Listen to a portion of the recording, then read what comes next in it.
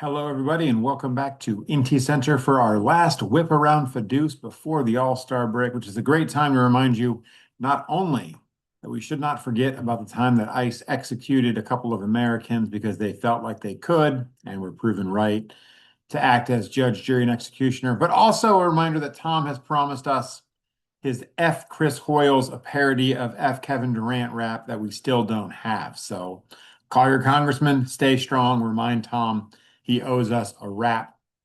And let's get into it, folks. We at IntyCenter are a sucker for games like this one. That's why we cover them so often, even if this one does break our hearts a little. Bottom of the eighth, Reseda gives a 5-3 lead to the Ass Man, and the Ass Man gives up a game-tying two-run homer to Jason Giambi. But with two outs in the top of the ninth, Vlad Jr. draws a bases-loaded walk to put Reseda back on top 6-5. Jay Howell gets a 1-2-3 ninth, and Reseda beats the Bandwagoners 6-5.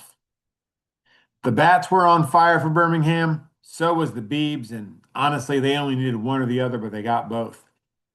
Bieber tosses a complete game, gives up one run on three hits.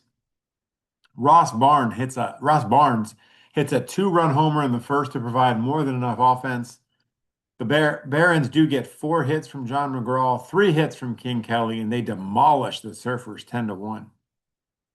Okay, top of the eighth on day two of games, and Sithy was down 8-5 until an RBI double by Sam Thompson was followed by a two-run homer from Jack Glasscock, and that ties it up at 8. We'd need extra innings, and just like America, the power of racism to end this one. Cap Anson gets the two-out walk-off homer in the 10th, and that gives a 9-8 win to Throws. We head out west, where a Johnny Bench RBI put Let's Play 2 up 7-3 in the top of the 7th, but a Miguel Cabrera two-run double highlights a four-run 7th for the Angels, and we are tied at 7. Bottom of the ninth, still tied at 7, and Billy Wagner gets two quick outs before walking Cabrera and Robin Yount. Joe Mauer singles to center. Hank Aaron misplays it. The error lets Cabrera score with ease, and Albuquerque is going to walk that one off 8-7.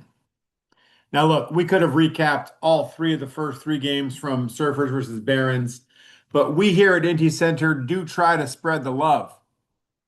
But with that said, game 3 in that series is too crazy to not talk about here on IntyCenter.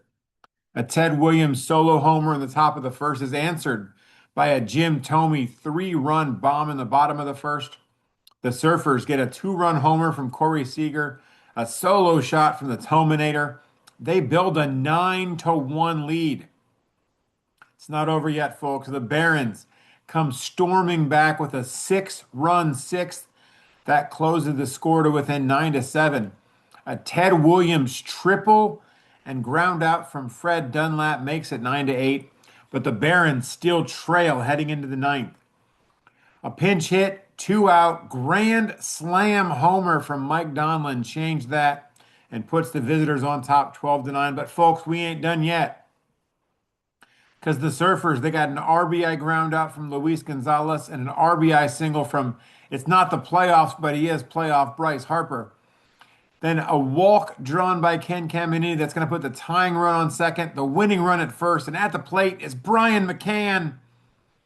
And McCann strikes out swinging. The Shack Barons win that one 12-11. We're going to wrap up the four-game set with a couple of pitchers' duels. First out in Albuquerque, where Ed Morris was pretty good.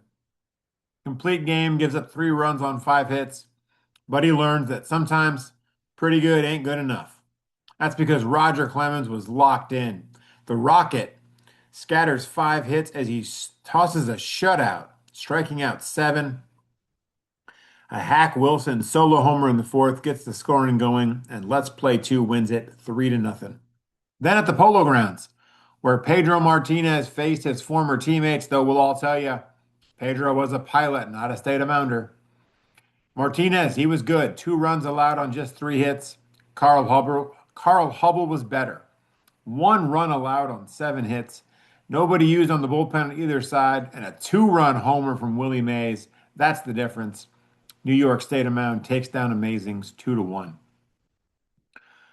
Solo homers from Archie Vaughn and Elmer Flick got Game of Throws up 2-0, and they held that lead going into the eighth inning.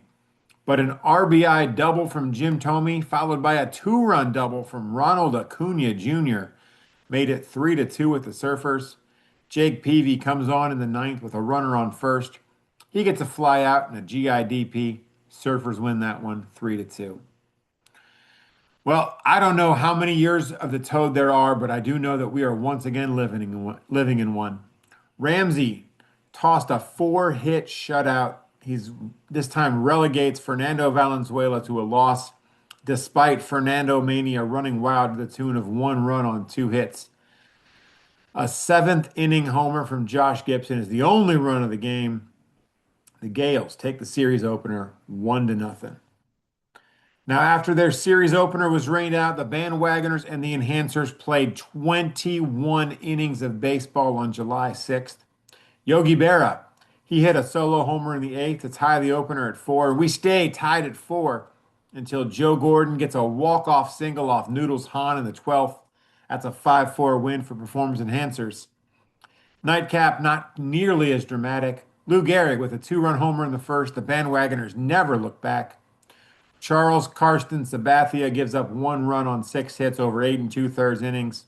And then Rod Beck comes in for the final out, and the Bandwagoners win it 6-1. Clayton Kershaw ended his first half emphatically. He tosses a 6-hit shutout, a Game of Throws. That puts Kershaw at 12-4 heading into the All-Star break. A two-run homer from Jim Thome, who's just on fire right now, and 4 ribbies from Corey Seager paced the offense. The Surfers won that one 10-0. And we had another beatdown that day, thanks to 8 2/3 shutout innings from Billy Pierce and a 3-hit day, including a homer from old bag and a half Jeff Bagwell. Atlanta Animes beat Rays of Jolly Roger 14-0. And let's head to the All-Star break by talking about a pair of games with oddly similar endings and final scores. Bottom of the eighth, and Let's Play 2 gets an RBI single from Ernie Banks. That gets them within 7-6 of Amazings. Johnny Bench gets a leadoff single in the ninth, but Let's Play 2 can't do anything else. That means Amazings hangs on for a 7-6 win. Top of the eighth, New York State of Mound gets a two-run pinch hit RBI single from Jim O'Rourke.